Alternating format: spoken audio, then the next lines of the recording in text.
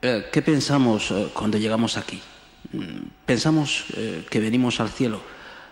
Venimos al cielo porque Dios es blanco, la Virgen es blanca, los santos son blancos. Entonces estamos entre los dioses de la tierra. Cuando llevamos mucho tiempo aquí, nos damos cuenta que esos dioses blancos, esas diosas blancas no existen. Son personas como nosotros.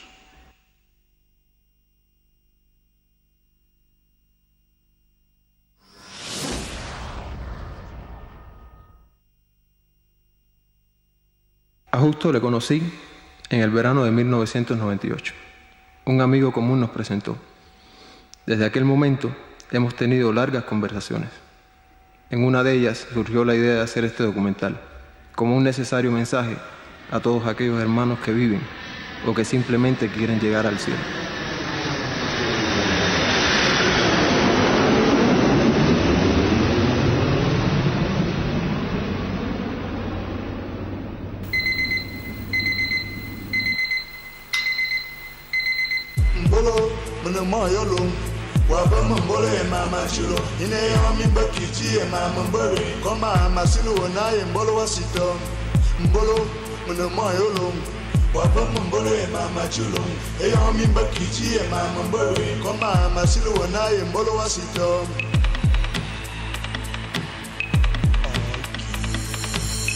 Amigo meu, não esqueça que a gente falou outro dia.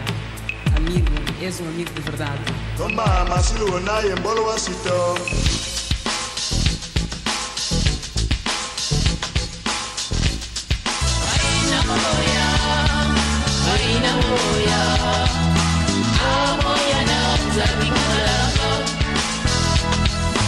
Eres llorón, a tu favor, reconócelo.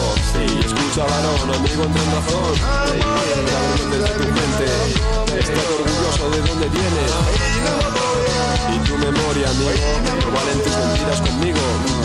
Aquel que intenta huir de sí mismo, y es un hombre que ha perdido el camino. Sí, vuelve al pueblo, te esperan con los brazos abiertos. Vuelve al pueblo, vuelve. Eres llorón, a tu favor, reconócelo. Sí, escucha varón, amigo, entra en razón.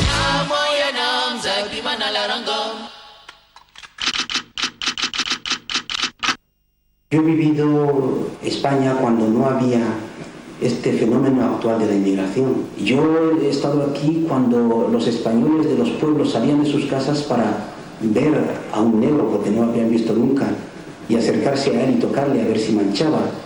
Pero yo lo consideraba como algo normal. Normal porque era gente que no había visto, entonces por curiosidad pues tenía que acercarse, al igual que nosotros desde África, en África, cuando veíamos a un blanco por primera vez, pues hombre, nos acercábamos para tocarlo un poco, a ver si mancha, si se hace daño. Cuando tú llegaste aquí, ¿cómo venía la gente inmigrante? O sea, hace 25 años, ¿no? Hace 25 años no se podía llegar a España si no fuese por vuelo aéreo, ¿no? No se podía, es decir, no se podía entrar en España de forma ilegal, aparte de que nosotros veníamos para un fin, ¿no? Estudiar y para volver, estudiar en Europa y volver a África, aunque después nos vimos obligados a afincarnos aquí. Il est piatawe, il est piatawe. Il est piatawe, il est piatawe. Desde nuestros países, la escuela en la que nos hemos formado nos ha presentado este país de acogida como ese paraíso del que se ha hablado en las clases de religión. Entonces, cuando llegamos aquí, lo hacemos de alguna forma renegando de nuestra propia identidad, en realidad, ya que esa identidad ha sido destruida desde nuestros propios espacios culturales de allá, ¿no? Sin embargo, al llegar aquí nos damos cuenta de que esta sociedad de acogida dominante nos dice: no, vosotros no sois de aquí. Pero ¿cómo es posible que me digan que no soy de aquí cuando yo he crecido, he vivido pensando, por ejemplo, el español? comiendo en español, soñando en español. ¿Cómo me dicen ahora que no, que no soy de aquí, que yo soy, por ejemplo, guineo ecuatoriano, yo soy colombiano, cubano? Entonces, eso significa un trauma. En más de 25 años uno se da cuenta de que las cosas no han cambiado mucho.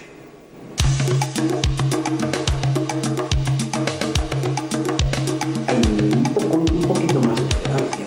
Incluso puedo decir que en las aldeas hay más tolerancia que en las ciudades. En los poblados de la España profunda hay más tolerancia que en las ciudades supuestamente cosmopolitas.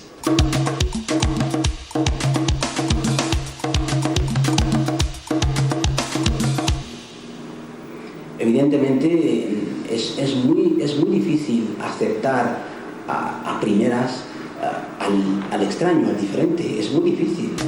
Pero poco a poco los españoles van entendiendo que la inmigración es un fenómeno imparable y que la inmigración no solamente es agresión, porque eso es una agresión al espacio, sino también es riqueza, es enriquecimiento.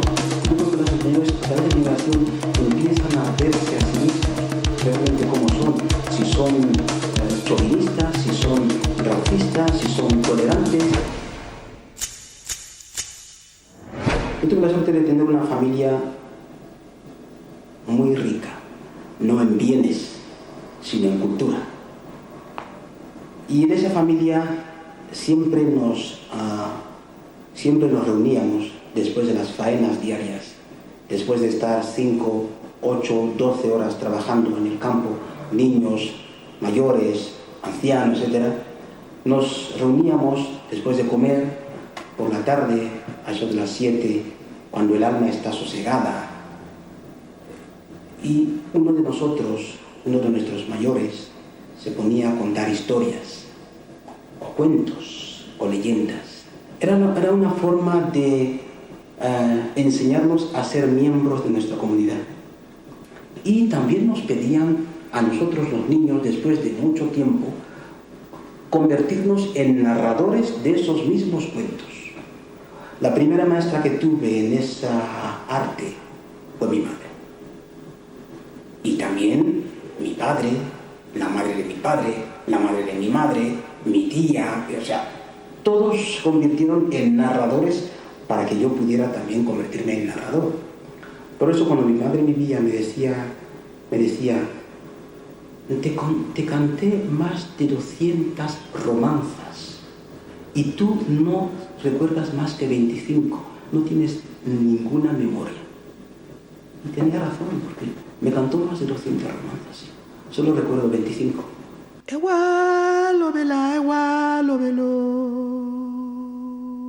Imagínate una tarde de luna, todos rodeando el fuego, sentados.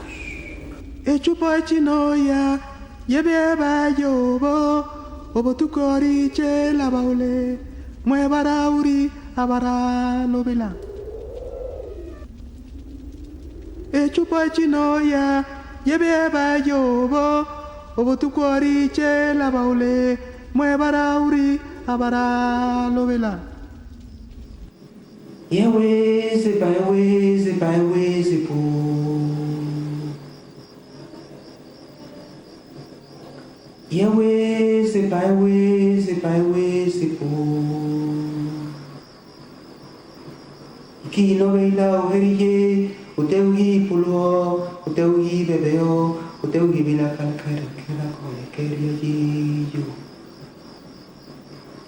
Kino veila oherije, uteuhi pulho, uteuhi bebeo, uteuhi bila kera kone keria jiyo. Mi madre, por ejemplo, me decía una cosa que a mí me marcó para el resto de mis días y hasta ahora, ¿no? Que es cuando ella se levantaba y decía, yo soy una mera intermediaria para que vosotros podáis venir al mundo, refiriéndose a mí y a mis hermanos, ¿no? Y dice, pues yo no tengo nada que ver con vosotros, así que cocinar, comer y volveré. Y cogía y se iba. Y claro, cuando una madre dice esas cosas a unos niños de 10, 12 años, lo que les está diciendo es: no construyáis el apego normal hacia la madre, ¿no? Libraros de este cordón umbilical, porque con este cordón umbilical quizá no lleguéis lejos. ¿Y qué pasó con tu madre cuando vino a España? Hombre, ese sí fue un momento bastante triste, ¿no? Yo había pensado siempre que mi madre viniese a saber dónde vivo, dónde estoy, con quién, por qué. Y después de tantos años de insistencia, pero muchísimos, decidió venir. Llegué al aeropuerto, fui a buscarla y la llevé a casa y estuvo bien, una mujer muy divertida. Y yo no pensé, no me esperaba lo que el desenlace final, ¿no? Pero de repente un día me levanto por la mañana y la encuentro muerta en la cama, ¿no? Entonces aquello, imagínate qué impresionante, ¿no? Fue impactante, ¿no? Entonces en 5 minutos hice el recorrido de toda mi vida y me vi absolutamente solo.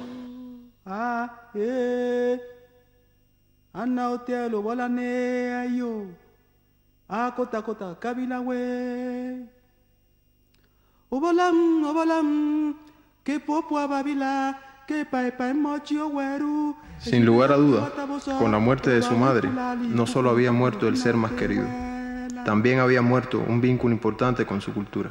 Obalam que popua babila que pai mochio weru.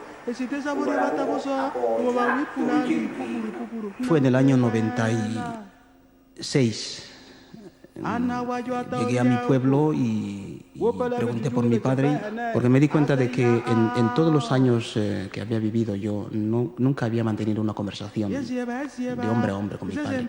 Y fue una conversación durante unos cuantos minutos, no sé si eran 5 minutos como máximo, pero no fue más. Y me preguntó qué es lo que él podía hacer por mí. Y yo le dije, pues nada, yo vengo a dar clases aquí, a estar un poco con vosotros. Y dice, no, ¿qué puedo hacer por ti? ¿Qué puedo darte? Entonces le dije, pues dame el aro ese con el que trepamos a la palmera. Me gustaría tenerlo en pequeño tamaño para poder llevarlo a España y colgarlo en mi casa. Entonces el hecho de que mi padre me regalara a mí ese aro que yo nunca aprendí a hacer fue para mí muy importante, ¿no? Fue como si me entregara el testigo de mi cultura. Aquí tienes tu cultura, defiéndela.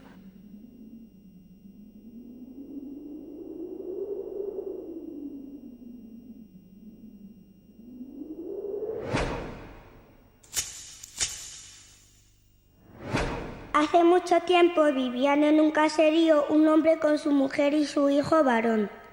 El hombre se dedicaba a las duras faenas de la finca, tales como trepar a la palmera para hacer caer los raquis o racimos de dátiles, desbrozar el bosque para plantar el tubérculo del ñame, cortar la leña para el fuego, ir de caza para procurar a su mujer y a su hijo la carne suficiente para su alimentación. La mujer, por su parte, se dedicaba al cuidado del pequeño, la casa, la cocina, y algunas veces iba a la pesca como todas las mujeres para llevar pescado a casa y dar de comer a los suyos.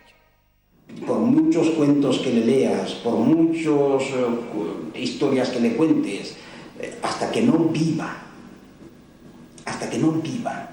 la realidad cultural de tu país allá, no puede entender que seas de allí. No puede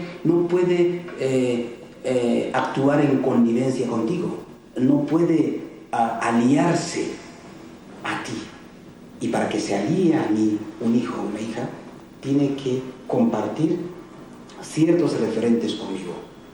Tiene que entender qué es eso de mosquitos, qué es eso de lluvias torrenciales de 4 días, qué es eso de aluviones, qué es eso. Entonces tiene que entenderlo, tiene que vivirlo. Si lo cuento, no lo entiende. Tiene que vivirlo.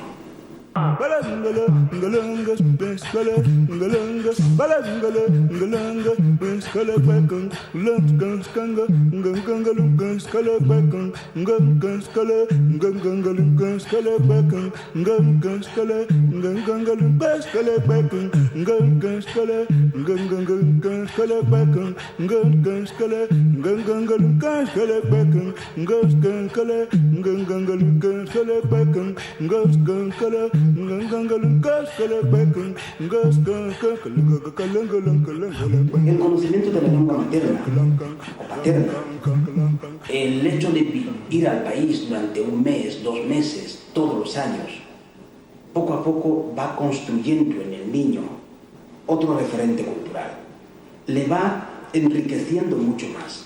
Entonces el niño va siendo mucho más intercultural, va abrazando más el diálogo cultural, ¿no? Pero si no le enseñamos la lengua, si no le llevamos al sitio, no puede identificarse como miembro de ese grupo. ¿Y por qué? Porque le gusta cuando baila, le gusta hacer así.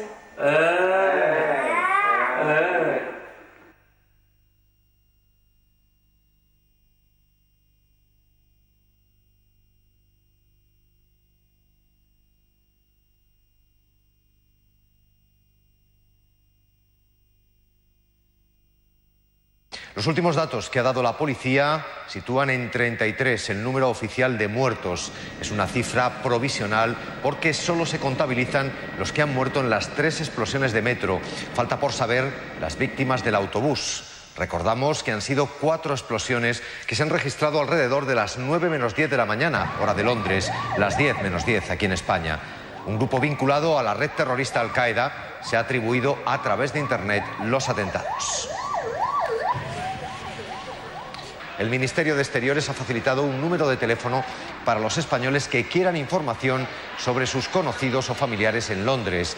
El teléfono es el 913791625, también terminado en 27 y en 28.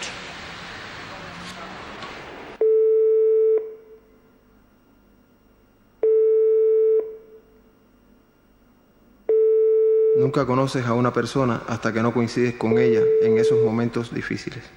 Aquel hombre, incansable, sumido en el temor, y Chocó, su hija mayor, estaba en Londres, en el lugar de los hechos.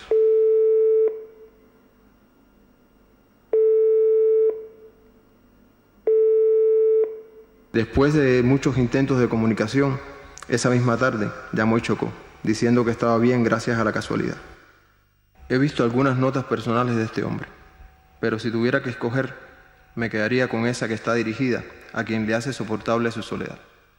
Cristina, esta es mi historia, llena de insólitos hechos que me han marcado en lo más profundo de mi ser. Ahora la escribo sin traumas para divulgarla. Espero que con ella en la memoria me llegues a comprender un poquito más. Te expreso mi más profundo agradecimiento por todo cuanto me has dado y me das. Te abrazo, a Paula también, afectivamente, Justo Bolequia.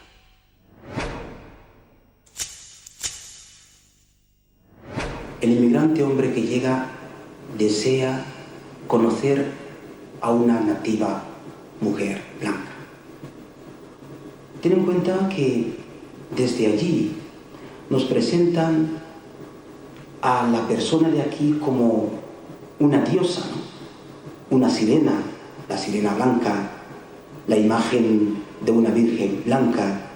Todo eso pues hace que cuando somos niños tengamos ese deseo oculto de ver cómo es la autóctona blanca de aquí. Pero cuando ve que la mujer blanca no le hace caso, pues acaba volviendo a su redil y acaba relacionándose con mujer negra. Y lo mismo pasa con la mujer o con el hombre, lo mismo pasa. Nosotros en nuestra cultura decimos que la cabra come allá donde está atada. Un inmigrante que va a la universidad, un inmigrante negro acaba relacionándose con mujeres blancas. ¿Por qué? Porque es como la cabra que está atada donde hay mujeres blancas. Entonces, como tal, pues tiene que relacionarse con una mujer blanca.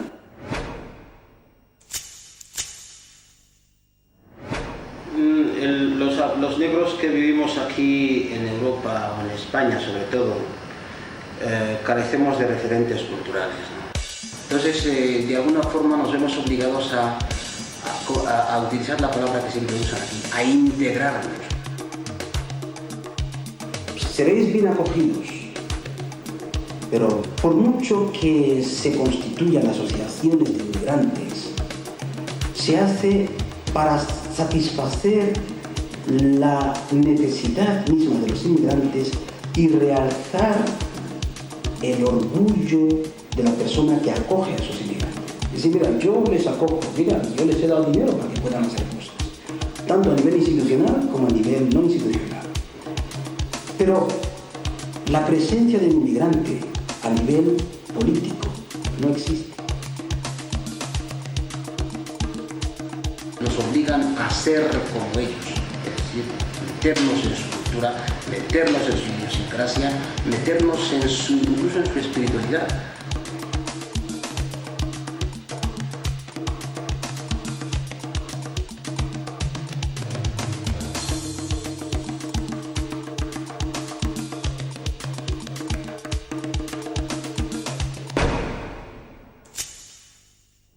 Para que África esté mejor, hay que formar a la generación autóctona de aquí, de manera que dejen de intervenir drásticamente o descaradamente en el destino de África. De manera que los políticos de mañana dejen de dar cobijo a los dictadores de África. Solo así podrá África, en manos de la población civil, determinar su destino.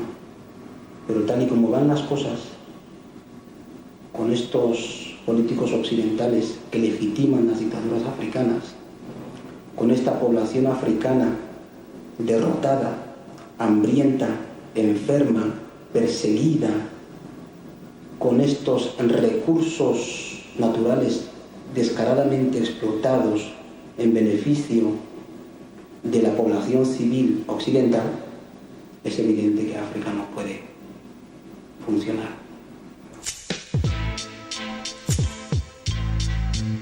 Me dedico a contar cuentos, me dedico a cantar romanzas, también me dedico a una lucha que yo consideraría como política, habida cuenta de la caótica situación sociopolítica que vive mi cultura, mi etnia o mi país. Es muy difícil hablar de mi lucha, mi objetivo en la vida. Yo creo que seguiré haciendo cosas hasta mi último suspiro.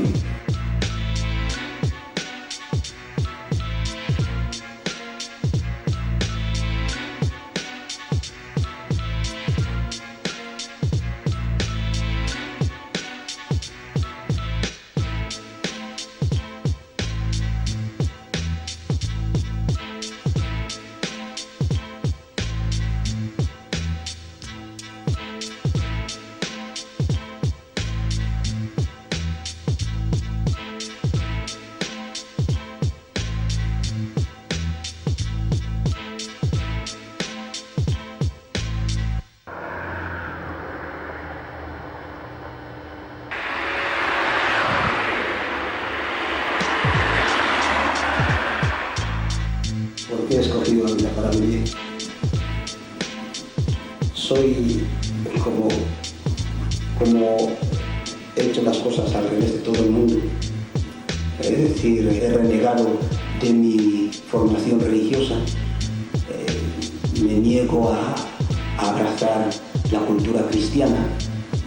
Entonces, creo que como castigo divino han dicho, pues tú te vas a ir a trabajar con Santa Teresa. Entonces, aquí me tienes, ¿no? Pero es una ciudad bonita, tranquila, gente bien, pero eso sí, vivir 7 días a la semana en Ávila para mí es, ¿cómo decirlo? Es bastante complicado.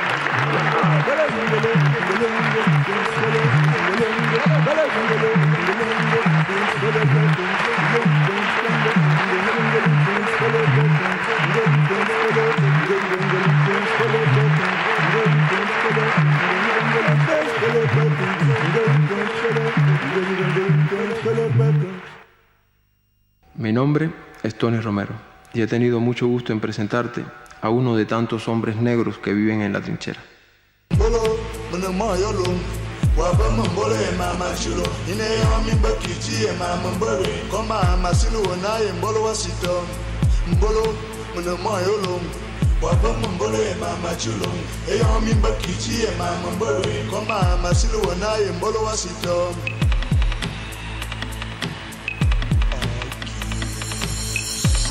Meu, não esqueça que a gente falou outro dia.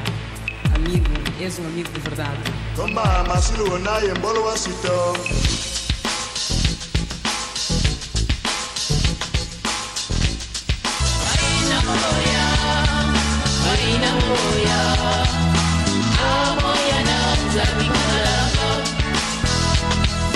Eres Yolón, a tu favor, reconócelo. Sí, escucha varón, amigo en razón. Mi nombre es decir, es un nombre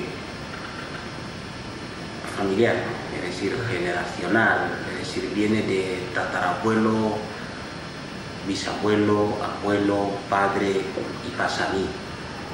Yo soy como la